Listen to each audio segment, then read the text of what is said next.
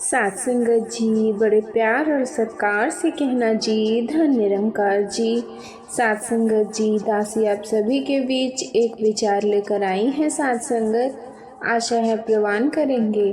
साथ संगत जी, अगर आप मेरे चैनल पर नए हैं तो चैनल को सब्सक्राइब करना ना भूलें साथ संगत जी, और साथ ही कमेंट बॉक्स में धन निरंकार जी जरूर लिखें। साथ संगत जी, प्यार से कहना जी, धन निरंकार जी। तो साथ संगत जी, आज का विचार 100 वर्ष की रोटी।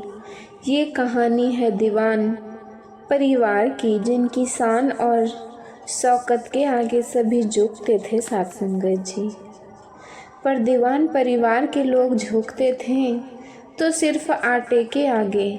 कैसे, आइए जानते हैं। साथ संगत, ये है कारण दीवान परिवार की प्रॉपर्टी का इकलौता वारिश, जिसकी आज हल्दी है। साथ संगत, बस बेटा हमारे खानदान पर लगे जन्मों के कलंक को प्रिया मिटा दे। साथ संगत जी, फिर सब कुछ भला चंगा हो जाएगा। मिटा दे क्या होता है, भाभी बिल्कुल मिटा देगी। रिश्ता करते वक्त आपने यह तो जरूर पूछा होगा ना कि लड़की अच्छी रोटी बना लेती है कि नहीं। वो तो मैंने पूछा ही नहीं। एक ही बेटा है, आपको कोई 10-12 तो नहीं कि आप दूसरा ट्राई ले सकती है। ये आपके खानदान की इज्जत का सवाल था। भाभी, क्या दीवान परिवार का ये वंश भी इस दाग को मिटा नहीं पाएगा? बड़ी गलती कर दी सोना भाभी आपने। आप लोग को बेकार में ही घबरा रहे हैं। आप भूल गई क्या मम्मी कैसे प्रिया पापा के लिए खीर बनाकर लाई थी? बहुत तो सही है साथ संगत जी, अरे पर रोटी बनाकर तो नहीं लाई थी ना। साथ संगत जी, बात तो इसकी भी सही है। साथ संगत जी, क्या पापा आप भी प्रिया खीर बनाकर लाई थे और एक गाजर का हलवा भी। साथ संगत जी, इन चीज़ों को तो बनाना कितना मुश्किल होता है। जो लड़की चाउमीन, पास्ता, फ्राइड राइस बना सकती है साथ संगत जी, वो रोटी बनाना क्यों नहीं जानती होगी। साथ संगत, और किसी के घर को रोटी सेक कर तो नहीं लाता है। साथ संगत, आप ही बताइए, वो भी शादी के पहले। साथ संगत, सुषमा तूने बेकार में मुझे टेंशन दे दिया। डायमंड फेशियल करवा कर आई थी मैं, सारा ग्लो ही साथ संगत जी छू मंतर हो गया। साथ संगत जी, आजकल तो भलाई का जमाना ही नहीं रहा। साथ संगत जी, फिर होती है मेहंदी और होती है शादी। साथ संगत जी, अपने इकलौते बेटे की शादी में साथ संगत जी कौस्तव किसी भी चीज की कोई कमी नहीं करनी है। साथ संगत, शादी में इतना खाना था कि लोग खाते खाते थक गए, लेकिन बुराई ना हो साथ संगत, लेकिन फिर भी उसकी शादी में आए हुए लोग सेटिस्फाइड नहीं लग रहे थे। साथ संगत, और अच्छे से खा लिया ना भाई जी और भाभी जी ने। किसी चीज की कोई कमी तो महसूस ना हुई आपको। साथ संगत, खातिरदारी में अगर हुई तो बता दीजिए, अभी पूरा कर देते हैं। वैसे तो किसी चीज में कोई कमी नहीं थी। साथ संगत जी, पर कोस तो तूने ये जो देश विदेश की खाने की डिशेस रखी है ना, शादी में वो रोटियां भी रख देता ना। रोटी ना बुरी, सिर्फ चावल की वैरायटी। कोई खाए तो कैसे खाए। साथ संगत, मुझे तो भाई गैस हो गई। दीवान परिवार की शादी, खाना भी नहीं बनाया मैंने रात का। साथ संगत, और भाई हमें तो रोटियां ही खाने की आदत है, तृप्ति नहीं हुई। साथ संगत जी, माफ़ कीजिए भाभी जी, क्योंकि आटे की बनी रोटी कोई खा नहीं सकता हमारे परिवार में। मैंने तो रखा ही नहीं। साथ संगत जी, कहीं गलती से मैंने चख ली तो। साथ संगत, तुम्हारे घर में कोई रोटी नहीं खाता, ये क्या कह रहे हो भाई? अगर ऐसा है तो ऐसा क्यों है? साथ संगत जी, ये जरा लंबी कहानी है, कभी फुर्सत में बताऊंगा। साथ संगत जी, आज रोटी ना अवेलेबल करवाने पे मैं आपसे माफ़ी मांगता हूँ। साथ संगत जी, शादी में बैठे अपने बगल प्रिया के हाथ में हाथ रखकर कहता है साथ संगत जी, आज मेरी लक्की चांद मेरे घर आ रही है, आज से मेरी लाइफ बदल जाएगी। अब तुमने मुझे लक्की कह ही दिया है तो लक्की साबित होकर दिखाना भी मेरा फर्ज बनता है। खुशी खुशी दोनों साथ संगत जी साबित होकर मेरा फर्ज निभाना है। दोनों परिवारों को मौजूदगी में प्रिया की पत्नी बन जाती है और कितनी देर लगेगी विदाई में। सोना जी, अब मुझे इंतज़ार नहीं होता, जल्दी बहू को घर लेकर जाइए और हमारे माथे से कलंक मिटाइए। साथ संग आप तो और हैं, यहाँ एक लड़की अपने परिवार से अलग हो रही और आपको अपनी रोटी की पड़ी है। साथ संगत, जहाँ 56 साल इंतज़ार किया है वहाँ कुछ घंटे और सही।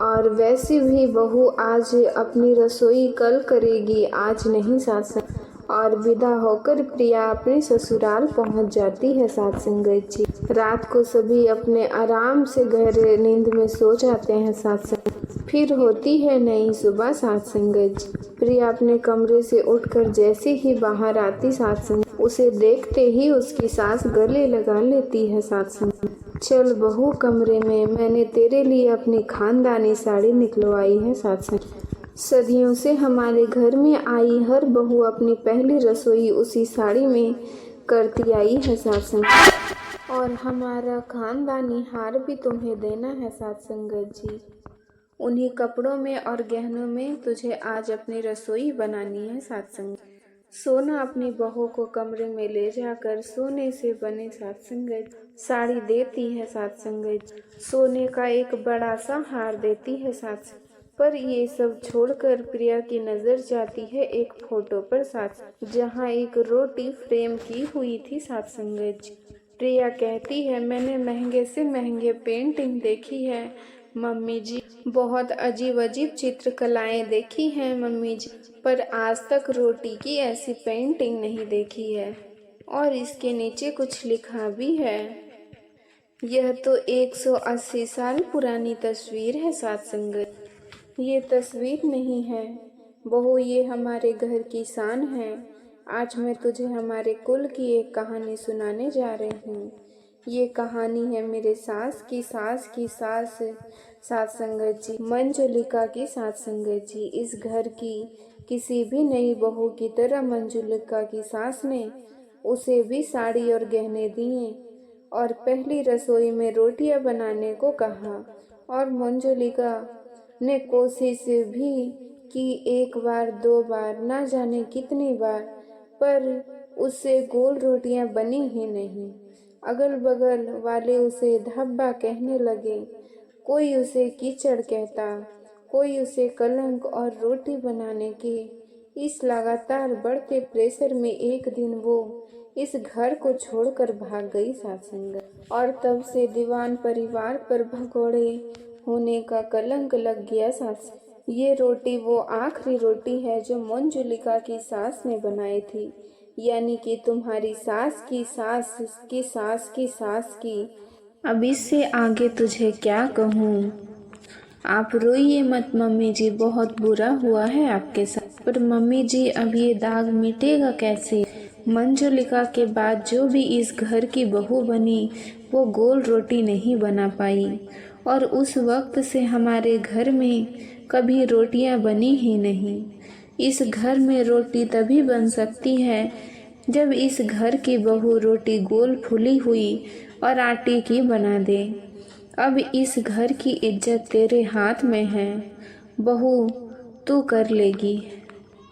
रोटी मतलब वही जो आटे को गूंथ कर बनाना पड़ता है, तो वो मैंने कभी बनाया ही नहीं है माँ जी, पर मैं कर लूँगी मम्मी जी।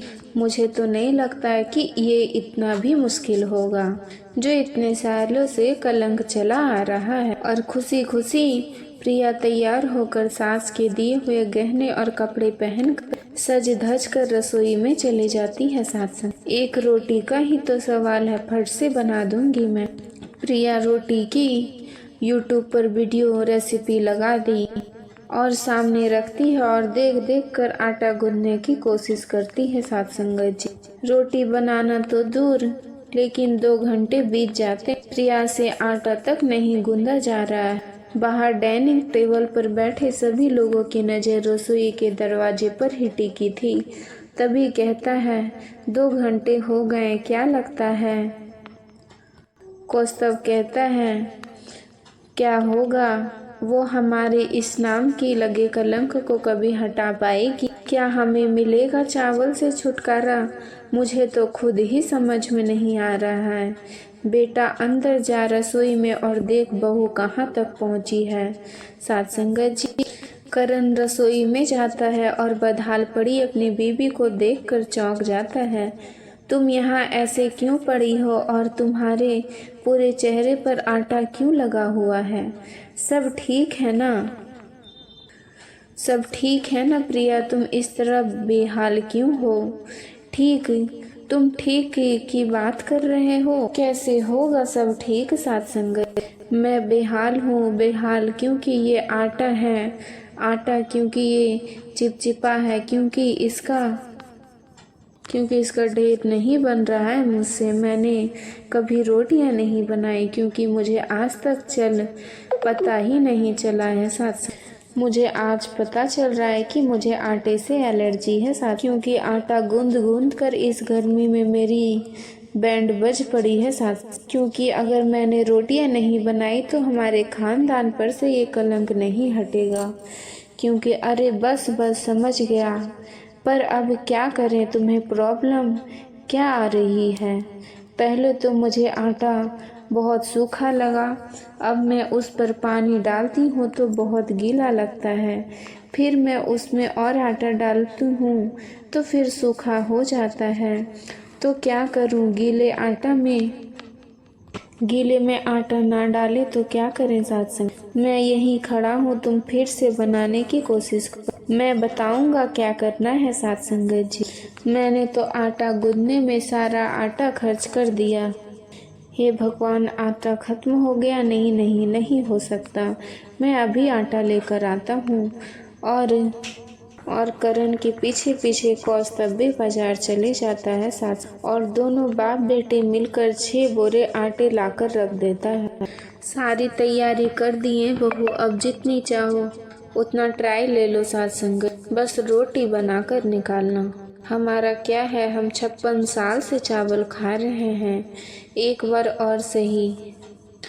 प्रिया कोशिश कर के थक जाती और पूरा परिवार एक साथ हमेशा की तरह चावल और राजमा खा लेता है।